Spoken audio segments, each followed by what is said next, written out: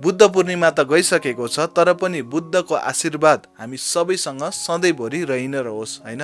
विगत दिनमा सारा संसारमा नै बुद्ध पूर्णिमा धुमधामसँग मनाइएको छ र हामी पनि सिटोङ 1 अप्पर घलेटार तार लोङहो लेप्चा गुम्बामा हर साल हामी सिटोङ केयर्सको युवाहरू मिलेर यसरी धुमधामसँग बुद्ध पूर्णिमा मनाउने गर्छौँ। गुम्बाको बारेमा भन्नुपर्दा भनिन्छ गुम्बा लगभग 300 साल पुरानो हो र यहाँ देख्न सक्नुहुन्छ अहिले पनि गुम्बा माटोले बनिएको नै छ। पुरानो पेन्टिङहरूको आकृति अझै देख्न सक्नुहुन्छ।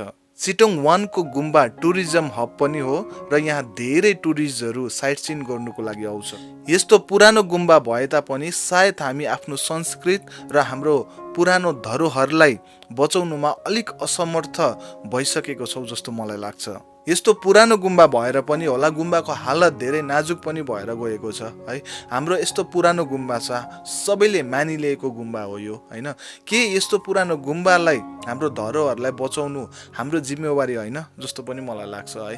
के हामी अब अगाडि आउनुपर्छ सबैजना मिलेर है हाम्रो यो गाउँको आफ्नो धरोहरलाई बचाउने र यो गुम्बालाई अझै धेरै राम्रोसँगले संरक्षण गर्नुको लागि हामी सबै एक हुनुपर्छ भन्ने जस्तो मलाई लाग्छ। र हाम्रो सिटोङ केयर्सको युवाहरूलाई जतिले पनि बुद्ध पूर्णिमा गर्नुको लागि हामीलाई सहयोग गर्नुहुन्छ, सहयोगी हातहरूलाई हामी सबै सिटोङ केयर्सको तर्फबाट आन्तरिक हृदयबाट नै धन्यवाद भन्न चाहन्छु। र अन्तमा भन्न चाहन्छु कि हामीले हाम्रो यस्तो पुरानो गुम्बा है हाम्रो धरोहर हाम्रो संस्कृतिलाई कसरी बचाउनु पर्ने, कसरी राम्रो बनाउनु पर्ने, सायद हाम्रो युवामा त्यति दिमाग नहोला है, हाम्रो त्यति समझ नहोला कि हामीले यो चिजलाई कसरी गर्नुपर्ने भनेर हैन। त्यसैले सबैजनाले जति पनि बुद्धिजीवीहरू हुनुहुन्छ जतिलाई यो कुराहरू थाहा छ कसरी हामीले यो चिजलाई कसरी बढाउनु पर्ने, कसरी कहाँबाट के गर्नुपर्ने, तपाईहरु जतिले पनि यो भिडियो हेर्नुहुन्छ हामीलाई सजेसन दिनु सक्नुहुनेछ है।